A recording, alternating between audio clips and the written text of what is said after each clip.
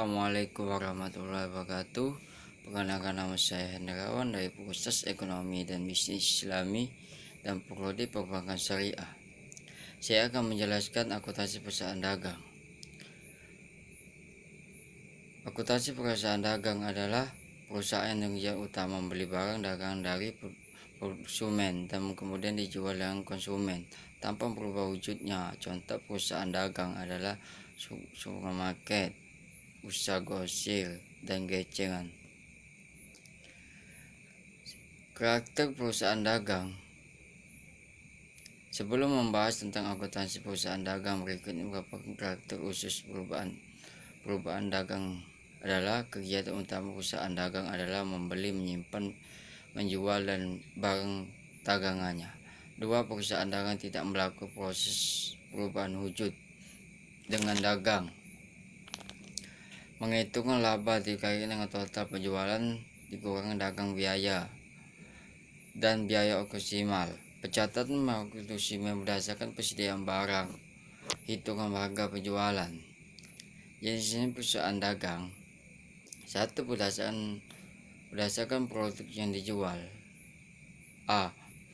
Perusahaan dagang. Barang produksi adalah perusahaan dagang menjual produksi merupakan bahan baku, merupakan jenis yang menjual produksi perusahaan lain yang akan produksi barang jadi, contohnya perusahaan kayu. 2. Perusahaan yang dagang barang jadi adalah perusahaan yang menjual barang jadi yang dijual dengan konsumen akhir, contohnya tas, pakaian, makanan, dan kemasan. 2. Berdasarkan konsumen yang terlibat. Perusahaan yang besar adalah perusahaan yang membeli produksi langsung di pabrik yang jumlah besar dan dijual dalam volume besar, contohnya pedagang grosir. B. Perusahaan dagang perantara adalah perusahaan yang membeli produksi yang jumlah besar dijual dengan pengecekan dalam jumlah yang sedang, contohnya pedagang grosir. C. Perusahaan dagang pengeceran adalah perusahaan yang menjual produksi secara eceran dan konsumen akhir, contohnya toko kelontong. Pengertian akuntansi perusahaan dagang.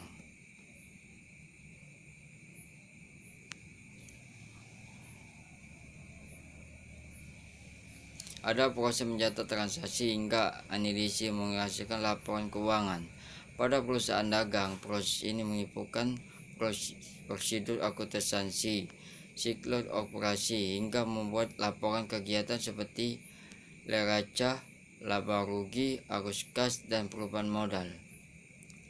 Karena perubahan dagang hanya mulai barang dengan lupa adanya proses produksi, maka siklus operasi pada akuntansi perusahaan dagang sedikit berbeda dengan perusahaan jasa. Siklus operasi di akuntansi perusahaan dagang ada 4, yaitu pembeli, penjual, persediaan barang, dan arus kas. Membahas akuntansi perusahaan dagang.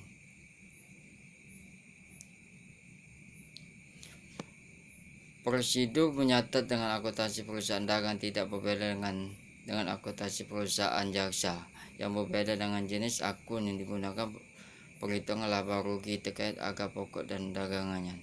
Harga pokok barang menyimpan semua biaya yang dikeluarkan untuk membeli barang hingga siap dijual.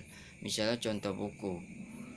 Harga pokok buku yang diaku dengan harga buku ditambah dengan sebuah biaya dikeluarkan hingga buku sampai ke gudang toko.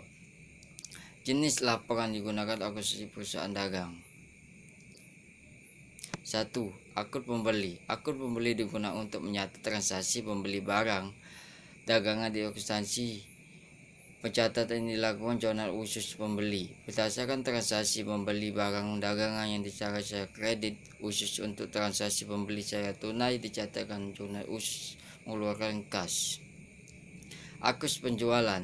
Akun penjualan adalah akun untuk mencatat transaksi penjualan barang dagangan. Transaksi penjualan yang dilakukan secara kredit dicatat jurnal khusus penjualan.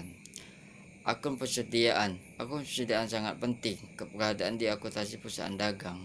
Akun ini digunakan untuk mencatat transaksi, menambahkan atau mengurangi persediaan, serta memantau saldo persediaan barang dagang dari waktu ke waktu dengan mencatat satu akhir persediaan secara random. Pengambilan keputusan akan bisa dilakukan sangat tepat. Akun harga pokok penjualan atau HPP. Akun harga pokok penjualan adalah akun yang dipakai untuk melakukan biaya barang yang siap dijual. Perhitungan mengisikan saldo awal, harga pembeli dan saldo akhir. Nantinya harga pokok penjualan akan menjadi salah satu faktor pertentukan laba perusahaan dagang. 5. Akun potongan tunai. Akun potongan tunai merupakan akun yang digunakan untuk menyatakan pemberian diskon kepada pelanggan yang secara pembayaran sangat tunai. 6. Akun potongan pembeli atau potongan penjualan. Akun potongan pembeli atau akun di pencatat transaksi atau potongan yang diberi suklit, sedangkan akun potongan penjualan tercatat transaksi atau potongan diberi kepada pelanggan. 7. Akun rektur penjualan dan rektur pembelian. Akun rektur penjualan guna untuk mencatat transaksi pembeli barang oleh pelanggan karena kondisinya tidak sesuai atau cacat, sedangkan akun rektur pembeli digunakan untuk mencatat transaksi mengembalikan barang ke supplier. 8. Akun biaya pemasaran. Salah satu akun khusus yang digunakan akuntansi perusahaan dagang adalah akun biaya pemasaran. Akun ini digunakan untuk mencatat semua biaya yang disertakan dalam proses penjualan barang hingga sampai ke pelanggan. Syarat membayar akuntansi perusahaan dagang. 1. Syarat membayar tunai. Ada perusahaan dagang menerapkan syarat pembayaran tunai dalam penjualannya. Kebiasaan dengan pula potongan tunai ketika pelanggan melakukan pembayaran secara tunai. Ketika pembayaran sudah selesai dilakukan, maka transaksi dikatakan sudah selesai, kecuali pada masa paragrafi di mana perusahaan harus memberi ganti rugi kepada pelanggan. 2. Syarat pembayaran kredit. Syarat pembayar dengan keduanya pada akuntansi perusahaan dagang adalah syarat pembayar secara kredit.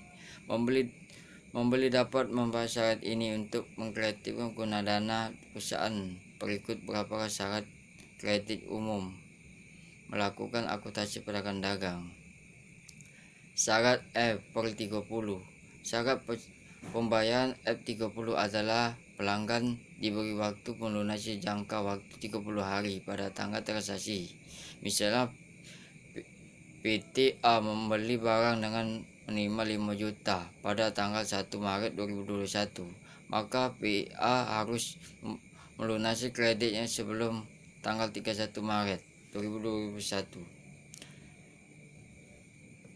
B. Syarat 2/10 atau N/30. Syarat pembayar 2/10 atau N/30 adalah pelanggan memberi waktu untuk melunasi dalam jangka waktu 30 hari pada tanggal transaksi. Namun ada tambahan persyaratan di mana pelanggan akan memperoleh potongan harga 2% jika kredit dilunasi dengan 10 hari tanggal transaksi. Sesangat cepat membayar setelah maka pembeli akan semakin murah. 2. Syarat EOM atau M/10.